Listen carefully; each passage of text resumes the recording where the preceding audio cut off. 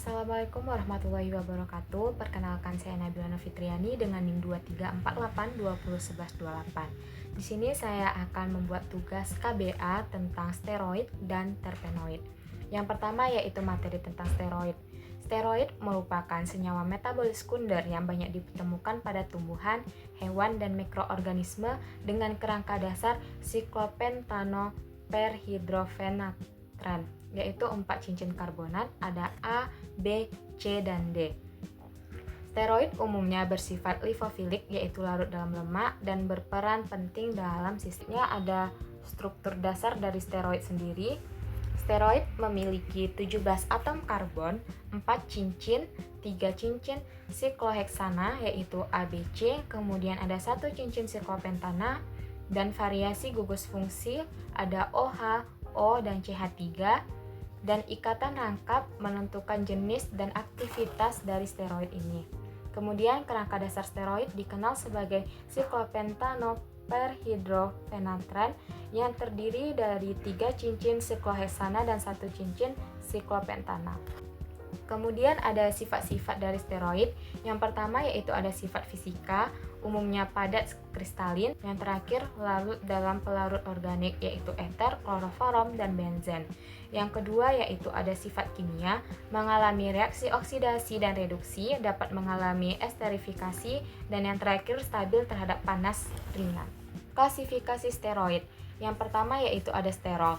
Sterol adalah steroid yang memiliki gugus hidroksil OH pada atom karbon ketiga.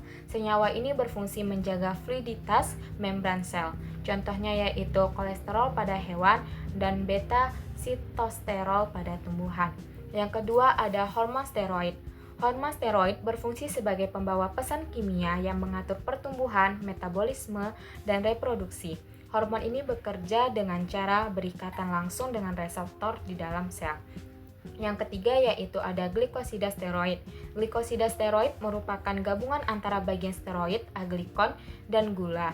Senyawa ini terkenal karena aktivitas farmakologinya yang kuat, terutama dalam meningkatkan kontraksi otot jantung. Asam empedu. Asam empedu membantu emulsifikasi lemak di usus, sehingga memudahkan penyerapan lipid dan vitamin larut lemak. Dan ada manfaat dari steroid. Yang pertama pada bidang medis sebagai antiinflamasi dan terapi hormon serta obat jantung.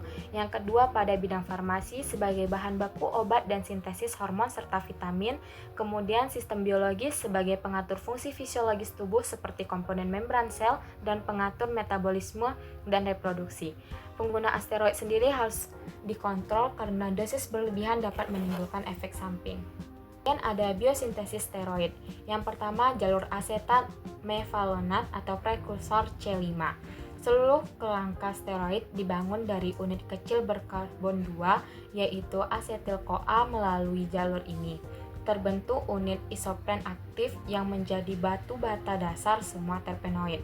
3 molekul asetil-CoA yaitu asam mevalonat, MFA, isoprenetil pirofosfat, dan dimetil pirofosfat. Yang kedua yaitu membentuk skulen. Unit-unit C5 di atas bergabung secara bertahap membentuk rantai yang lebih panjang, yaitu ada IPP dan DMAPP yang menjadi genaryl pirofosfat. Kemudian GPP plus IPP menjadi farnesyl pirofosfat. Kemudian yang FPP plus FPP itu membentuk terjadi penggabungan ekor ke ekor atau tail to tail menghasilkan skulen atau C30. Skulen merupakan prekursor universal bagi semua steroid di alam. Ketiga ada siklisasi yaitu titik cabang hewan dan tumbuhan. Tahap yang paling krusial dalam kimia bahan alam adalah oksidasi skulen menjadi 2,3 epoksiskulen. Dari sini terjadi perbedaan jalur yang signifikan berdasarkan organisme. Yang pertama pada hewan dan jamur. 2,3 epoksikulen ini mengalami siklisasi membentuk lanosterol. Lanosterol kemudian diproses lebih lanjut kehilangan 3 gugus metil menjadi kolesterol. Kemudian pada tumbuhan epoksiskulen ini disiklisasi menjadi sikloartenol. Jalur ini nantinya menghasilkan fitosterol seperti stigmasterol, sistosterol, dan kompesterol. Dan ada identifikasi steroid. Yang pertama yaitu melalui uji Lieberman dan Burkhardt berupa reagennya, yaitu ada asam asetat anhidrat plus H2SO4 di mana hasil positifnya berwarna hijau atau biru. Uji Salkowski yaitu reagennya berupa kloroform dan H2SO4, hasil positifnya warna merah pada lapisan bawah. Uji Lieberman, Burkhardt, dan uji Salkowski ini digunakan untuk mendeteksi keberadaan steroid berdasarkan perubahan warna kas yang terjadi akibat reaksi antara steroid dengan asam kuat. Nah, materi selanjutnya yaitu tentang terpenoid. Definisi dari terpenoid. Terpenoid atau isoprenoid adalah senyawa metabolit sekunder alami yang tersusun dari unit isoprena atau turunannya. Terpenoid banyak ditemukan pada tumbuhan, mikroorganisme, dan beberapa hewan serta berperan dalam aroma, warna, pertahanan diri, dan aktivitas biologis. Terpenoid merupakan hasil modifikasi terpena melalui oksidasi, reduksi, atau penambahan gugus fungsi. Kemudian ada struktur dasar terpenoid. Struktur terpenoid mengikuti aturan isoprena, yaitu tersusun dari penggabungan unit isoprena secara kepala ekor, kemudian dapat terbentuk rantai lurus bercabang atau siklik. Nah, modifikasi struktur menghasilkan berbagai variasi terpenoid dengan sifat dan fungsi yang berbeda. Adapun sifat-sifat terpenoid, yang pertama yaitu sifat fisika.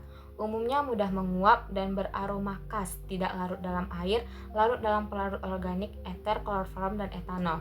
Kemudian sifat kimianya mudah mengalami oksidasi, memiliki ikatan yang rangkap, kemudian reaktif terhadap asam dan panas. Adapun klasifikasi terpenoid, yang pertama yaitu monoterpen. Ini adalah komponen utama dalam minyak atsiri. Senyawa ini memberikan aroma khas pada tumbuhan. Yang kedua ada sesquiterpen. Ini merupakan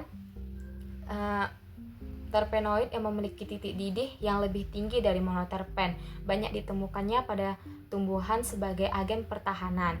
Nah, yang ketiga ada diterpen. Senyawa ini memiliki struktur yang lebih kompleks dan sering ditemukan dalam resin atau getah pohon. Kemudian yang keempat ada sesterpen, di mana kelompok ini jauh lebih jarang ditemukan dibandingkan monoterpen atau diterpen. Sesterpen umumnya ditemukan pada organisme laut, jamur, dan beberapa jenis serangga. Kemudian ada triterpen. Kelompok ini sangat penting secara biologis karena merupakan prekursor dari steroid. Nah, sekalian adalah contoh triterpen yang ditemukan dalam minyak hati hiu dan menjaga bahan dasar sintesis kolesterol dalam tubuh manusia. Yang keenam ada tetraterpen, yaitu paling dikenal dalam bentuk karotenoid. Ini adalah pigmen yang memberikan warna merah, orange, dan kuning pada buah dan sayuran. Kemudian yang terakhir ada politerpen, merupakan polimer alami yang terdiri dari rantai panjang unit isoprena. Berbeda dengan golongan lain yang bentuknya kecil, politerpen ini adalah molekul.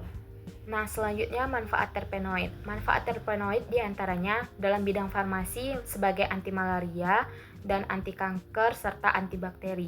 Dalam bidang industri parfum ini sebagai aroma alami, kemudian pada pangan, perisa dan pewarna alami, dan pada bidang biologi, pertahanan tanaman terhadap hama. Kemudian ada biosintesis terpenoid. Terpenoid disintesis melalui dua jalur utama. Yang pertama yaitu jalur mefavolanat atau MFA. Terjadi di sitoplasma, umumnya pada hewan dan tumbuhan, menghasilkan sesquiterpen dan triterpen. Yang kedua, jalur metileritritol fosfat. Jadi di plastida tumbuhan menghasilkan mono, di, dan tetraterpen.